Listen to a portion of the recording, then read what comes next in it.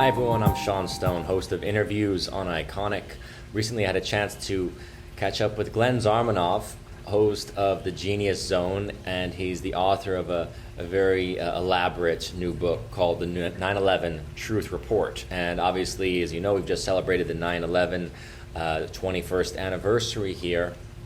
And people obviously within the context of the COVID pandemic, 9/11, JFK, obviously these big conspiracies have fallen into the background a little bit, but certainly have been part of the groundwork that was necessary by the cabal to create the conditions for America to basically be facing what we now face with this omnipotent, omnipresent federal government, or at least the presentation of a federal government that wishes it was so omnipotent and omnipresent, this deep state riddled federal government. So in retrospect, we obviously discuss 9/11 from Glenn's perspective as being an eyewitness to some of the events that day as a kid, but also the research that he's done over the years, very much into the occult aspects, and how this event helped to lay the groundwork for the technocratic takeover that we are now seeing live in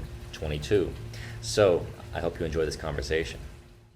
I'm really curious about your 9/11 Truth Report that you've been compiling. This is now 21 years, right? There you go.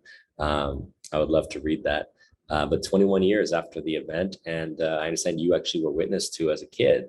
So maybe you wanted to start with what happened, like how you, where you were that day. Yeah, so that's the thing, right? Thanks for your time, first of all, Sean. I really appreciate it. We're flying by the seat of our pants here. It's no conspiracy, it's just technical issues sometimes. But the censorship is actually a real big issue that I wanted to get into later. There is a lot of conspiracy afoot always in every corner of the world. But first of all, yeah, let's just get that out of the way. I mean, the establishment wants you to be a crazy conspiracy theorist. And I've always come at this particular issue, the issue of September 11th attacks, from a very personal perspective, because I actually witnessed the thing at the age of 13. It was like second or third day of high school. So everybody who's heard my story, I've sold it a million times. I've told the story so many times that it sounds like a broken record. But there's other people out there who have accused me of making things up or whatever, but you can't make any of this stuff up. So I ended up writing a book that's kind of, it's the story of 9/11, but it's also my personal story interweaved with everything. So yeah, I was a witness to the whole thing. And if I didn't witness it in high school, out in the clear blue sky, and I just witnessed it on television, I probably wouldn't have spent the last 2 decades of my life investigating as much as I have. Tell me, so where was your school located exactly? Which part of, were you in Manhattan, or which area? No, so I live in downtown Jersey City, and before this real estate boom post 9/11, New York City basically consisted of nothing but the Twin Towers of the World Trade Center and the Empire State Building. Everything in between is really flat because you can't build skyscrapers on that part of the island.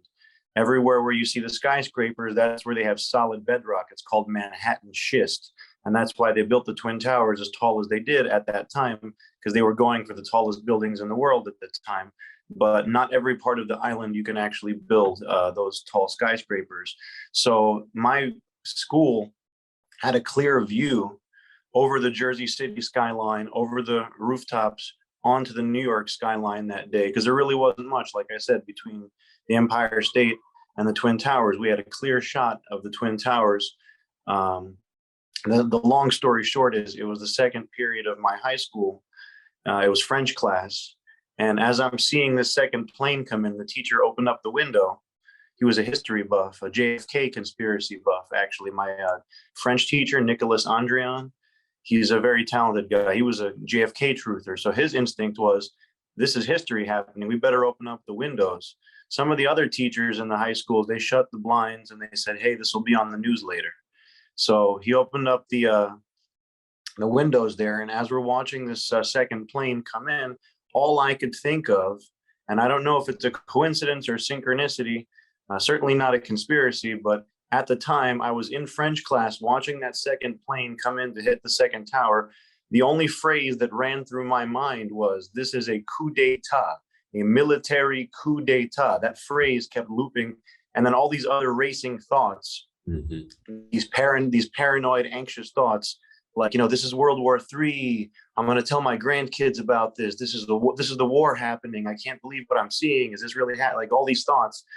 But the main thought was, this is a coup d'etat, military coup. So I don't know if it was a coincidence that I happened to be in French class thinking this phrase in French, but that's the true story of what I witnessed.